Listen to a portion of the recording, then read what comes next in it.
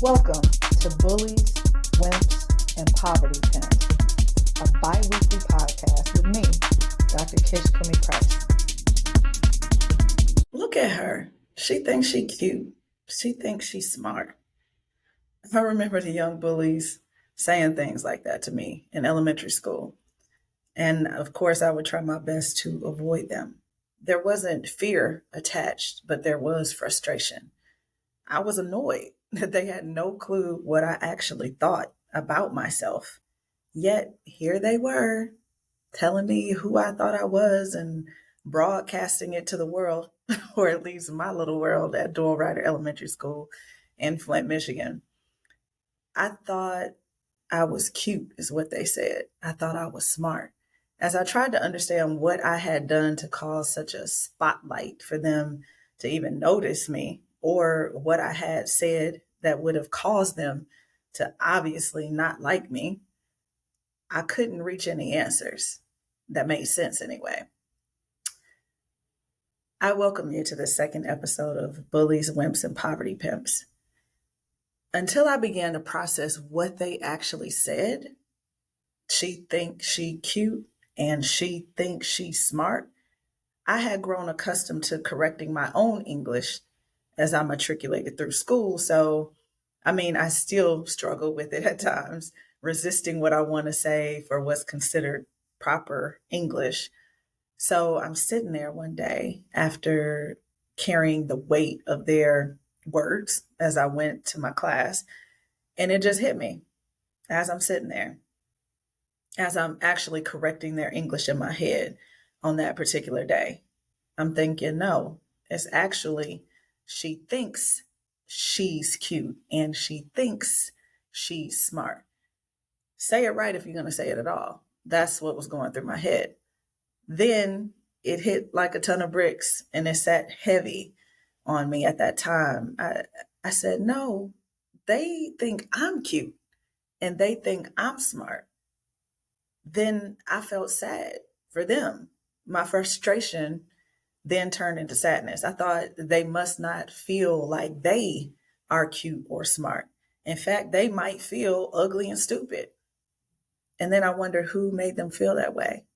Well, let's face it, many of the bullies that we encounter in the professional space and in our day-to-day lives are little bullies that never healed from their personal traumas, grew up, and continue to have poor thinking about themselves from their younger years. It could be a number of bad experiences that led them to form these bad opinions of themselves, but most likely, you and I will never know. We won't know what happened to create the monsters that many of them have become. But we can understand, just like I did, that it really has nothing to do with you. In the last episode, I provided some context regarding the definitions of bullies, wimps, and poverty pimps. Today, we are going to learn the ways of the bully. I'm asking you to go back to that first episode just to get some grounding.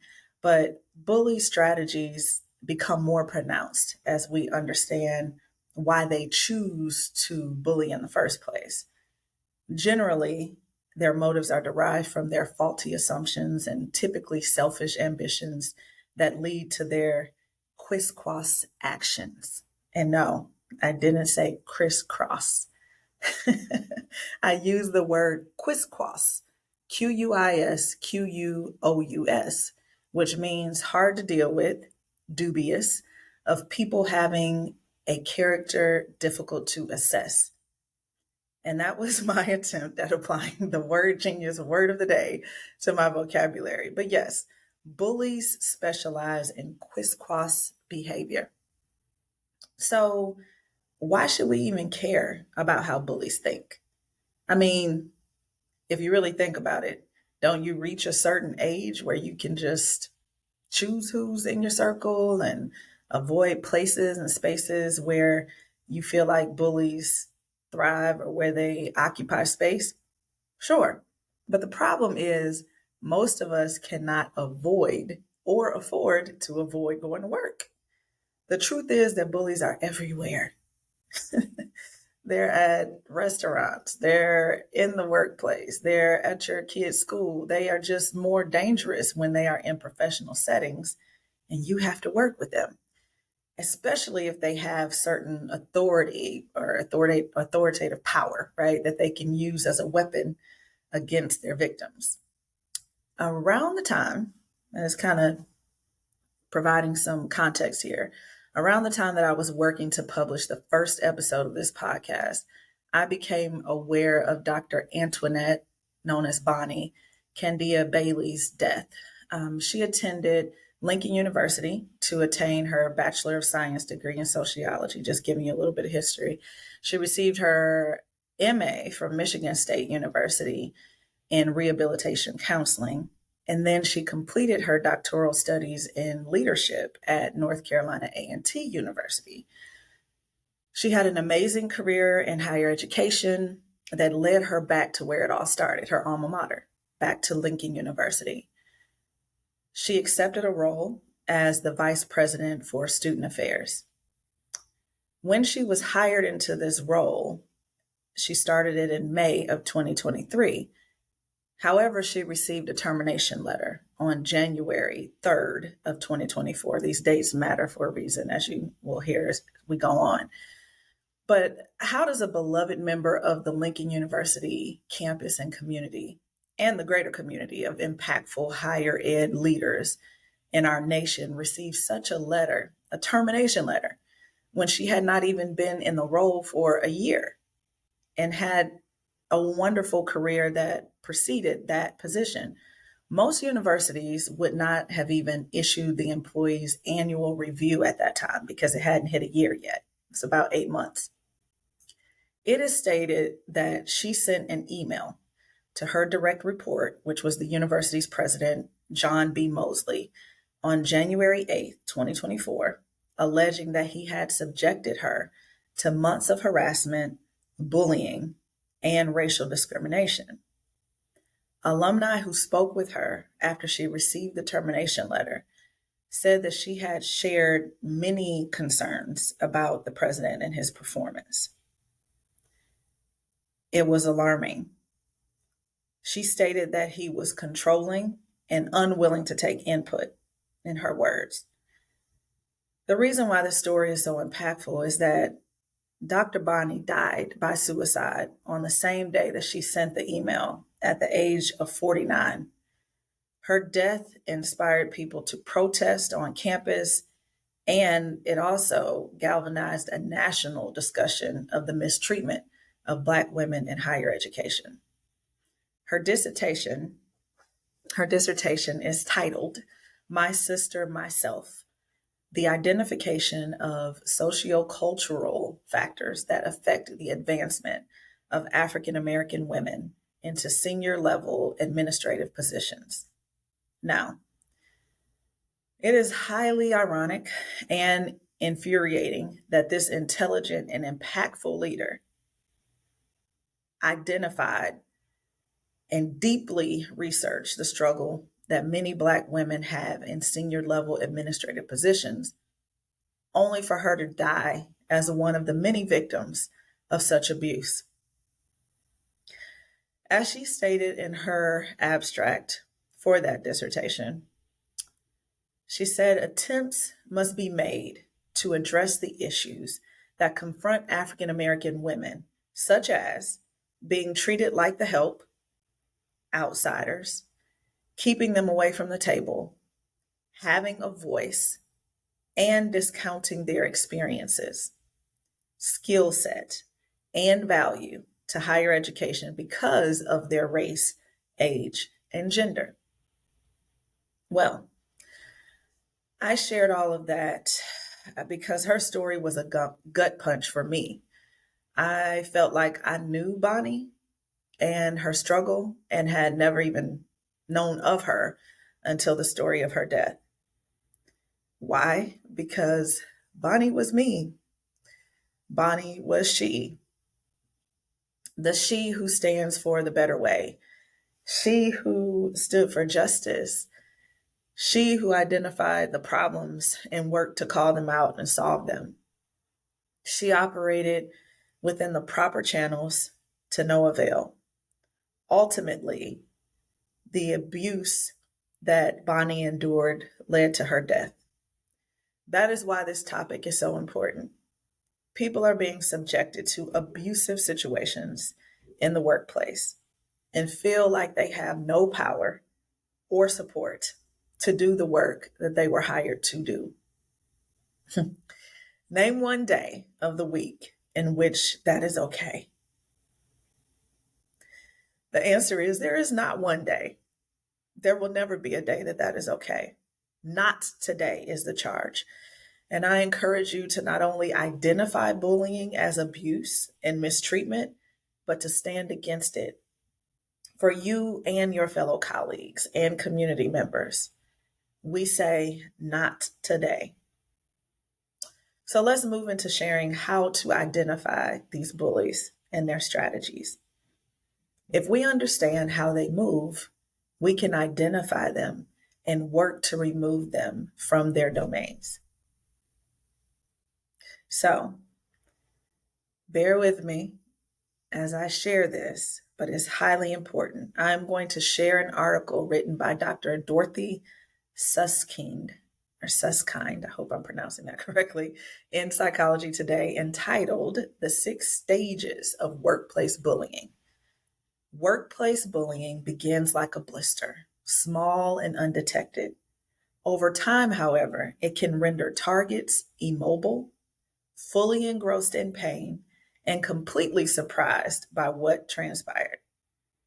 This is Dr. Dorothy Susskind's article, and she goes on to say, as a researcher and university professor, I have interviewed over 200 targets of workplace bullying across 24 industries, 27 states, and 15 countries.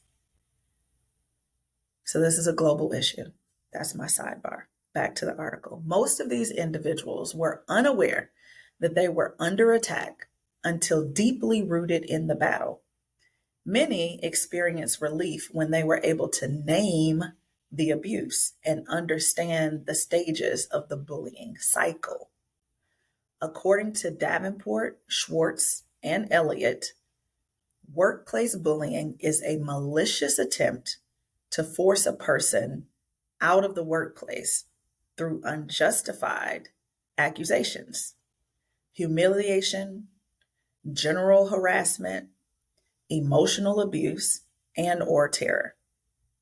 This may result in mental trauma and physical distress, fostered by a toxic culture that tolerates and at times propels the abuse. Though workplace bullying catches targets off guard, the cycle is highly predictable. It unfolds over distinct stages, which were first documented by organizational psychologists Heinz Lehman, and later expanded upon by other researchers, including Duffy and Sperry, and the NAMIs at Workplace Bullying Institute. Though each target's experience is unique, the typical trajectory is described as I will state here. Number 1, target identification. According to the NAMIs at the Workplace Bullying Institute, targets of workplace abuse share common characteristics. They are highly competent, creative, and top performers. They're uninterested in office politics and possess a benevolent worldview. Targets tend to be highly respected in their work community, and colleagues often seek them out for advice. In contrast, bullies tend to be narcissistic, lacking in job expertise, and adept at taking credit for the efforts of others. Bullies often operate behind a veil of secrecy, seeking control through manipulation, gossip, sabotage, gaslighting, and isolation. Bullies are often threatened by targets' competence, creativity, and social capital, and thus go to work attempting to push them out. Number 2, jealousy and battle plans. Once the bully identifies his or her target, he or she starts to plot their dismissal. He often begins by ingratiating himself, pretending to be a friend and ally in an effort to encourage the target to divulge personal information that can later be used as ammunition. The bully works to spot the target's strengths, so in subsequent stages, he can attack them as weaknesses in an effort to erode the target's confidence. For example, if the target is an exemplary writer, the bully may take away her writing responsibilities, citing incompetence. Number 3, precipitating event. The precipitating event is not the cause of the workplace bullying, but rather the bully's invitation to launch the attack. It may be something as simple as the target securing a promotion one of the bully's friends was vying for, or a successful initiative the target spearheaded that inadvertently stole the bully's spotlight. The bully uses this event as an opportunity to stir unrest and recruit bystanders to participate in the abuse. Number 4, fourth stage, underground battle. The initial attacks are most often quiet in the form of lunchtime gossip, insincere showings of concern like, Trevor sure looks tired, and whispers of incompetence such as, did you notice the mistakes Chanel made during this morning's presentation? Next, the bully may begin to secretly interview colleagues regarding the target's personality, planting seeds of doubt and disdain while advising them to keep their distance in an effort not to become part of the problem. Studies show that bullies frequently contact human resources to express their concerns regarding the target's performance and mental health. Often, HR will initially rebuff, citing the target's stacks of accolades and accomplishments, yet will eventually relent and start the documentation process that the bully knows is necessary for the target's termination. In addition, most bullies will share their concerns with upper management, creating employment protection in the event the target later attempts to go over their head to solicit help. Number 5, escalating attacks and mobbing.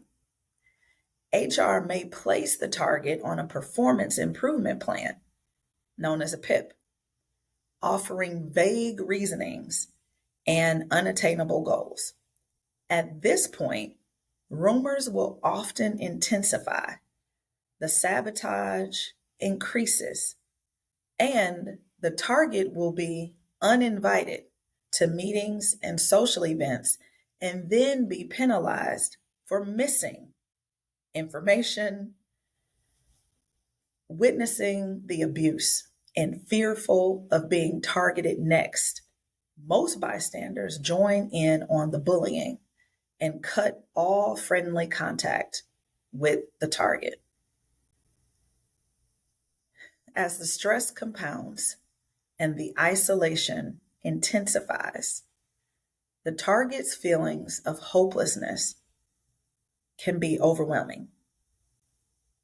The WBI 2012 study of workplace bullying found that most targets incur stress or stress-induced physical and mental suffering that may include hypertension, gastrointestinal issues, migraines, anxiety, depression, panic attacks, and symptoms of PTSD. At this point, many targets appeal to the bully's superiors for help. Yet, due to the bully's earlier priming, the target's concerns are often minimized and dismissed. And number 6, final resignation, cover up and recovery. After approximately 6 to 12 months of unrelenting emotional abuse, 74% of targets will be transferred, terminated, or constructively discharged. In an effort to cover up the abuse, some organizations offer compensation packages in exchange for signing a non-disclosure agreement, NDA, forever silencing the target's story. And breaking away from the article, many of you recall that from that first episode talking about that NDA. Back to the story. At this stage, targets are left unemployed, financially strapped, and without health insurance at the very moment when their health is most vulnerable. Following their departure, the bully may continue the character assassination, hampering the target's efforts to secure new employment. Instead of addressing the toxic culture that sanctioned the bullying, some organizations will engage in Orwellian doublespeak, such as, the stress was too much for him, or we wish we could say more, but it is a human resources issue. However, all is not lost. The target will find hope and redemption by securing a job at a new organization with an innovative culture whose values and mission align with her own.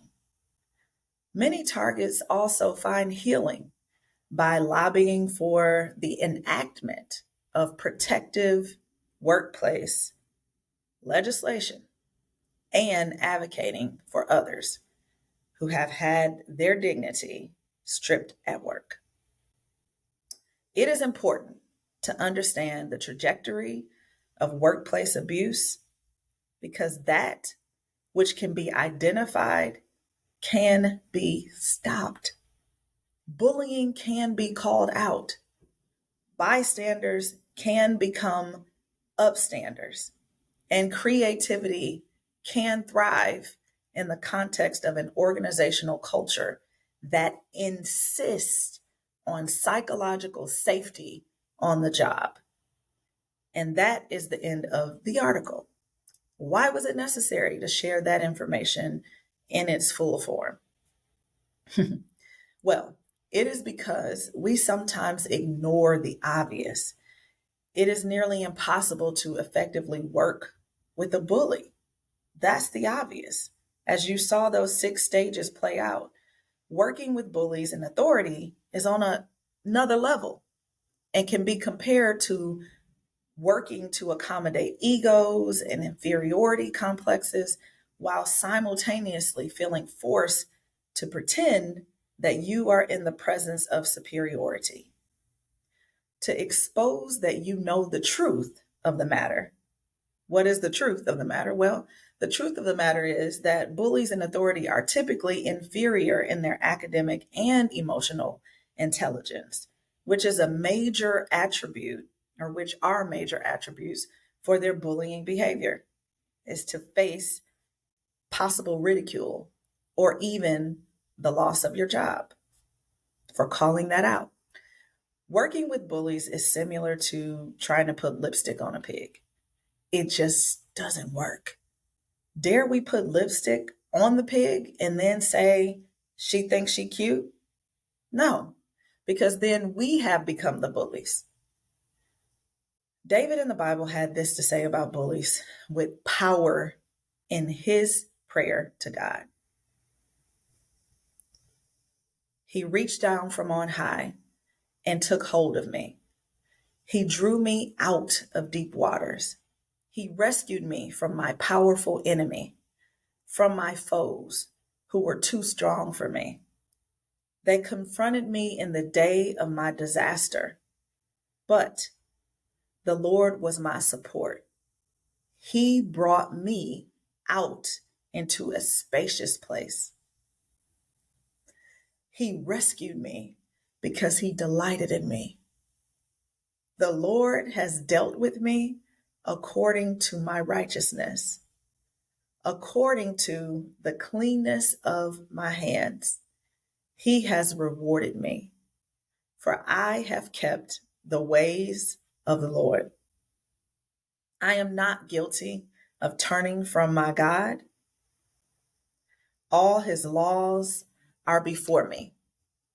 I have not turned away from his decrees.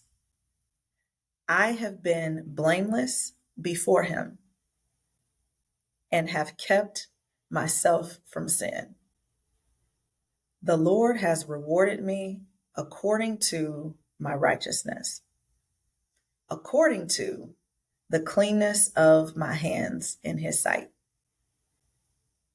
To the faithful, you show yourself faithful. To the blameless, you show yourself blameless. To the pure, you show yourself pure. But to the devious, you show yourself shrewd. You save the humble, but bring low those whose eyes are haughty. You, Lord, keep my lamp burning. My God turns my darkness into light. With your help, I can advance against a troop. With my God, I can scale a wall. As for God, his way is perfect. The Lord's word is flawless.